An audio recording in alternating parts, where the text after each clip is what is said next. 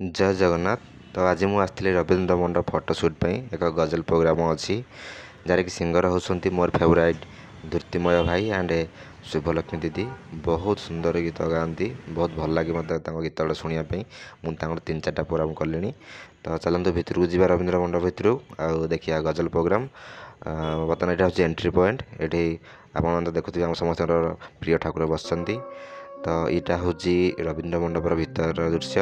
ए कौन लोक आसी ना जेहेतु टाइम है। यहाँ हूँ से कैमेरा जो थी फटोशूट करी। आपण मैंने जदि कौन फटोशूट दरकार पड़ू तो मत कंटाक्ट करेंगे, मत मेसेज करूँ। बर्तमान प्रोग्राम स्टार्ट हो गला। समस्त प्रोफेशनल म्यूजिशियन मान सहित बर्तमान मझे देखुवे द्युतिमय भाई एंड शुभलक्ष्मी दीदी बस। बर्तमान प्रोग्राम स्टार्ट हो गला। एपटे ऑडियंस मैंने सब धीरे धीरे बर्तमान पलि आसले कारण समस्त जानते जे रवींद्र मंडपर प्रोग्राम हुए 7टार। तो समस्त बर्तमान ऑडियंस पलि आसले। गीत भी एपटे बर्तमान गजल प्रोग्राम चली से समय लोक मानू एत भल लगुला गीत माने कहीं उठिकी जावाक भी मन कर समस्ते आउ गोटे गीत एमती फरमाइश करते।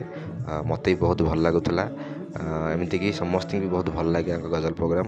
तो आपण मैंने जदि भी कहीं भी देखुं के गजल प्रोग्राम करने चाहूँ तो प्लीज़ मत कंटाक्ट करूँ। जब फटोशूट किसी प्रोग्राम फटोशूट जब भी चाहूँगी तो मत कमेंट मध्यम कि मत नंबर मागंतु मुझे सेयार करी। पुणी देखा नुआ एक भिडियो। जदि मोर भिडियो किसी त्रुटि रोक कि आपको राग लगुव कि खराब लगुव तो प्लीज़ मत क्षमा करदे।